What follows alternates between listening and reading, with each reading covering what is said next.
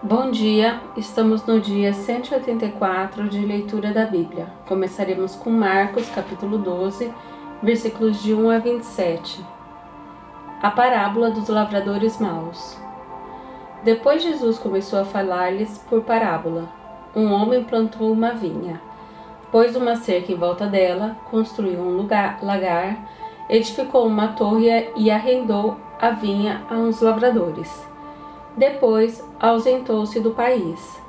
No tempo de colheita, mandou um servo para que recebesse dos lavradores a sua parte dos frutos da vinha. Mas os lavradores o agarraram, espancaram e o despacharam de mãos vazias. De novo, enviou-lhes outro servo, e eles bateram na cabeça dele e o insultaram. Mandou ainda outro servo, e a este mataram. Muitos outros lhe enviou, dos quais espancaram uns e mataram outros. Restava-lhe ainda um, o seu filho amado. Por fim, mandou o filho, pensando: o meu filho eles respeitarão. Mas os tais lavradores disseram entre si: este é o herdeiro. Venham, vamos matá-lo e a herança será nossa. E agarrando o filho, mataram-no e o lançaram fora da vinha. Que fará, pois, o dono da vinha? Virá, exterminará aqueles lavradores e entregará a vinha a outros. Vocês ainda não leram este trecho da Escritura. A pedra que os construtores rejeitaram, esta veio a ser a pedra angular. Isto procede do Senhor e é maravilhoso aos nossos olhos? E procuravam prender Jesus, porque entenderam que ele havia contado essa parábola contra eles, mas temiam o povo. Então eles deixaram e foram embora. A questão do imposto. E enviaram a Jesus alguns dos fariseus e dos herodianos, para que o apanhassem em alguma palavra. Chegando, disseram-lhe: Mestre, sabemos que o Senhor é verdadeiro e não se importa com a opinião dos outros. Por que não olha a aparência das pessoas, mas, segundo a verdade, ensina o caminho de Deus? É lícito pagar imposto a César ou não? Devemos ou não pagar? Mas Jesus, percebendo a hipocrisia deles, respondeu: Por que vocês estão me pondo à prova? Tragam-me um denário para que eu o veja. Eles trouxeram, e Jesus lhes perguntou: De quem é esta figura e esta inscrição? Eles responderam: De César. Então Jesus disse: Deem a César o que é de César e a Deus o que é de Deus. E muitos se admiraram dele. Os saduceus e a ressurreição. Então alguns saduceus, que dizem não haver ressurreição, aproximaram-se de Jesus e lhe perguntaram: Mestre, Moisés nos deixou escrito que, se um homem morrer e deixar mulher sem filhos, o irmão desse homem deve casar com a viúva e gerar descendentes para o falecido. Havia 7 irmãos. O primeiro casou e morreu sem deixar filhos. O segundo casou com a viúva e morreu também sem deixar descendência. E o terceiro da mesma forma. E assim os 7 não deixaram descendência. Por fim, depois de todos, morreu também a mulher. Na ressurreição, quando eles ressuscitarem, de qual deles ela será a esposa? Porque os 7 casaram com ela. Jesus respondeu: Será que o erro de vocês não está no fato de não conhecerem as Escrituras nem o poder de Deus? Pois quando ressuscitarem dentre os mortos, nem casarão nem se darão em casamento, mas serão como os anjos dos céus. Quanto aos mortos, que eles de fato ressuscitam, vocês nunca leram no livro de Moisés, no trecho referente à sarça, como Deus falou: Eu sou o Deus de Abraão, o Deus de Isaque e o Deus de Jacó?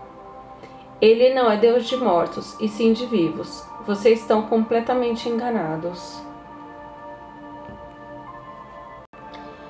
Livro 1 de Reis, capítulo 3. Salomão casa com a filha de Faraó.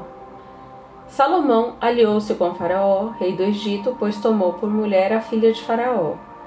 Ele a trouxe à cidade de Davi, até que acabasse a construção do seu palácio na casa do Senhor, e da muralha em volta de Jerusalém. Entretanto, o povo oferecia sacrifícios nos lugares altos, porque até aqueles dias ainda não se tinha edificado o templo ao nome do Senhor. Salomão pede a Deus sabedoria. Salomão amava o Senhor, andando nos preceitos de Davi seu pai, porém oferecia sacrifícios e queimava incensos nos lugares altos. O rei foi a Gibeão para lá oferecer sacrifícios, porque era o lugar alto mais importante. Naquele altar, Salomão ofereceu 1000 holocaustos. Em Gibeão, o Senhor apareceu a Salomão de noite em sonhos. E Deus lhe disse: Peço o que você quer que eu lhe dê. Salomão respondeu: Foste muito bondoso com teu servo Davi, meu pai, porque ele andou contigo em fidelidade, em justiça e em retidão de coração, diante da tua face. Mantiveste para com ele esta grande bondade e lhe deste um filho que se assentasse no seu trono, como hoje se vê. E agora, Senhor meu Deus, tu fizeste reinar teu servo em lugar de Davi, meu pai. Mas eu não passo de uma criança, não sei como devo agir. Teu servo está no meio do teu povo que escolheste, povo grande, tão numeroso que não se pode contar. Dá, pois, ao teu servo coração compreensível para governar o teu povo, para que com prudência saiba discernir entre o bem e o mal. Pois quem seria capaz de governar este teu grande povo? Estas palavras agradaram ao Senhor por haver Salomão pedido tal coisa. E Deus lhe disse: Já que você pediu isso e não me pediu longevidade nem riquezas, nem a morte de seus inimigos, mas pediu entendimento para discernir o que é justo, eis que farei como você pediu. Eu lhe dou um coração sábio e inteligente, de maneira que antes você nunca houve ninguém igual a você, nem haverá depois de você. Também lhe dou o que você não me pediu, tanto riquezas como glória, de modo que, entre os reis, não haverá ninguém semelhante a você durante os dias da sua vida. Se você andar nos meus caminhos e guardar os meus estatutos e os meus mandamentos, como fez Davi, seu pai, eu prolongarei os seus dias. Salomão acordou, e eis que era um sonho. Voltou para Jerusalém, pôs-se diante da arca da aliança do Senhor, ofereceu holocaustos, apresentou ofertas pacíficas e deu um banquete a todos os seus oficiais. Salomão julga a causa de 2 mulheres. Então 2 prostitutas foram falar com o rei Salomão. Apresentaram-se diante dele e uma das mulheres disse: Ah, meu senhor, eu e esta mulher moramos na mesma casa, onde dei à luz um filho. No 3º dia depois do meu parto, também essa mulher teve um filho. Estávamos juntas, não havia nenhuma outra pessoa conosco na casa. Somente nós 2 estávamos ali. De noite, o filho desta mulher morreu, porque ela se deitou sobre ele. Ela levantou-se no meio da noite, enquanto a sua serva dormia, tirou o meu filho, que estava do meu lado, e o pôs na cama dela. Depois colocou o filho dela morto nos meus braços. Quando eu me levantei de madrugada para dar de mamar ao meu filho, eis que ele estava morto. Porém, quando reparei nele pela manhã, eis que não era o filho que eu tinha dado à luz.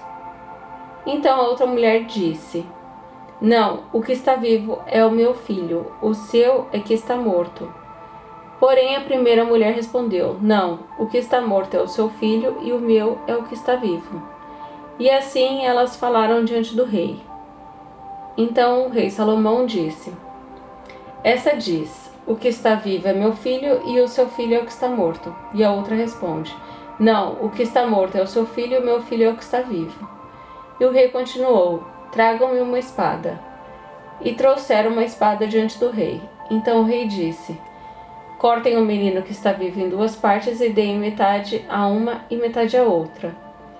Então se aguçou o amor materno da mulher cujo filho estava vivo, e ela disse ao rei: Ah, meu senhor, deem a ela o menino vivo, não o matem de jeito nenhum.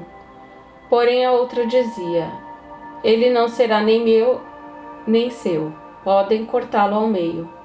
Então o rei disse: Entreguem o menino vivo à primeira mulher, não o matem, ela é a mãe do menino.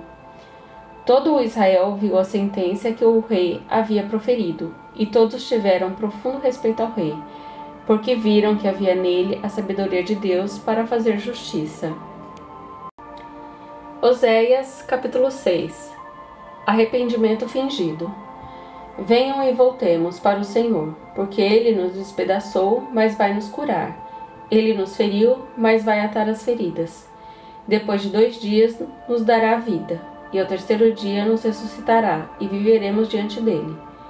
Conheçamos e prossigamos em conhecer o Senhor. Como o amanhecer, a sua vinda é certa. Ele descerá sobre nós como chuva fora de época que rege a terra. Que farei com você, Efraim? Que farei com você, Judá? Porque o amor de vocês é como a névoa da manhã e como o orvalho da madrugada, que logo desaparece. Por isso os abati por meio dos profetas, pela palavra da minha boca os matei. Os meus juízos sairão como a luz, pois quero misericórdia e não sacrifício, conhecimento de Deus mais do que holocaustos. Mas eles transgrediram a aliança como Adão, eles foram infiéis a mim.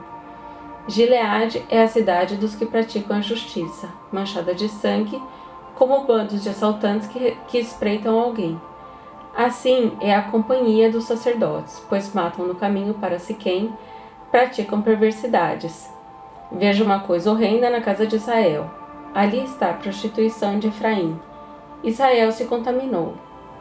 Também você, Judá, será ceifado quando eu remover o cativeiro do meu povo.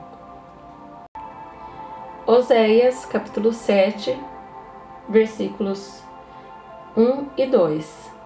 Quando tento sarar Israel, se descobre a iniquidade de Efraim e a maldade de Samaria, porque praticam a falsidade, ladrões invadem as casas e bandos assaltam nas ruas.